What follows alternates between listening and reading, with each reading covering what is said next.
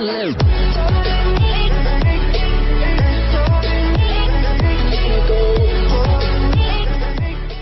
late Vietnam veteran's service medals discovered during a cleanup operation after the Queensland floods have been returned to his family.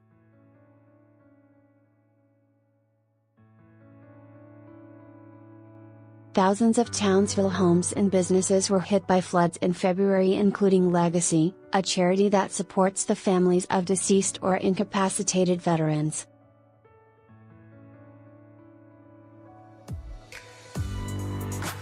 Legatee Rob Donkin was helping sort through the flood-affected possessions when he noticed a Vietnam Medal and Republic of Vietnam campaign medal.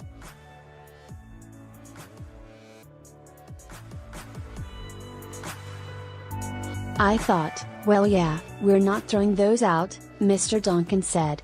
"I took them home to clean them up and then see what the story was behind them."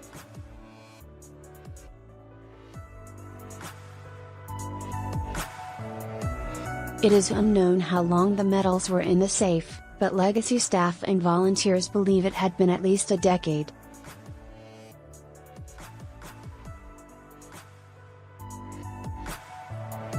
Tracking the family, Mr. Donkin cross-checked the service number engraved on the medals on the nominal roll of Vietnam veterans and found they belonged to Private Colin James McDonald.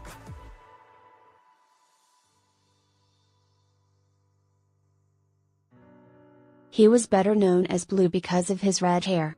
Blue was born in Mackay in 1947, served in the 2nd Battalion between 1970 and 1971, and died in a car crash in Western Australia in 2005.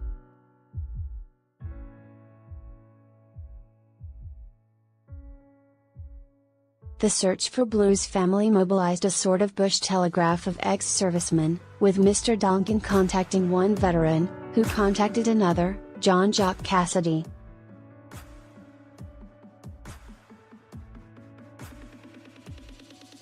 Mr. Cassidy in turn spoke to two others, and among them they managed to get hold of Blue's son, Stephen McDonald, who lives in Townsville.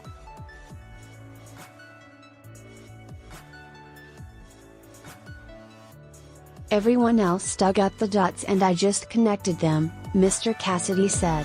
"The ADF is a big family, and whether you're in the machine or outside of the machine, you're still part of the same family."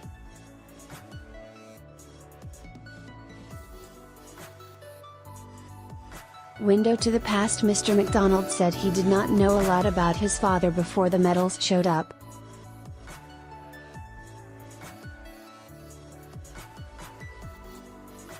"I was very small when he left, but also I think it's the same with a lot of Vietnam vets, they didn't talk a lot about their service," Mr. McDonald said.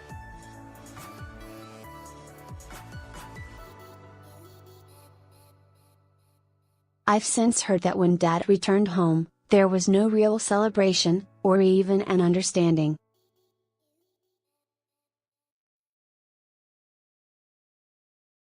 He said it was pretty special to learn more about his dad, who had been described as a lad who was proud of his service."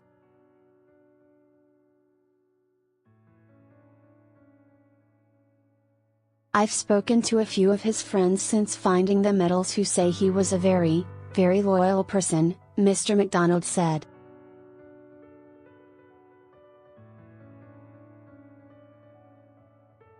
A bit of an enigma, Mr. McDonald intends to meet his father's friend, Richard Hawkins, who played a part in linking him to the medals.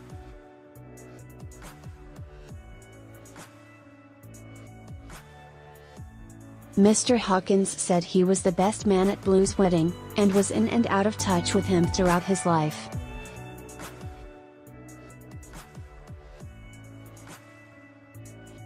"We were mates before we went into the army," Mr. Hawkins said. "Blue then vanished off the scene, but we then got posted to the same battalion," Mr. Hawkins said.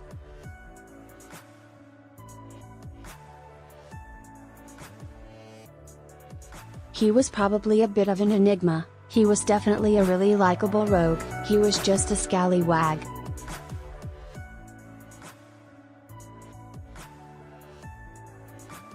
carrying the legacy. Mr. McDonald said the medals have also brought him closer to his 11-year-old daughter Ella in teaching her about the family history.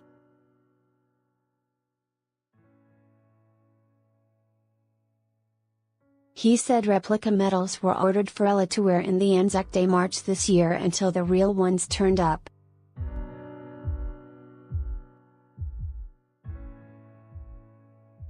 The coincidence for me was that Ella and I had never discussed walking in Anzac Day until this year, Mr. McDonald said.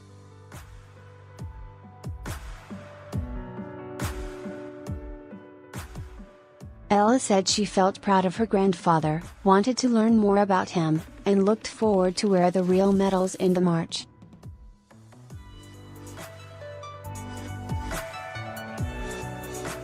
Have a go and respect the soldiers that have gone to war and sacrificed their lives for our well-being, Ella said.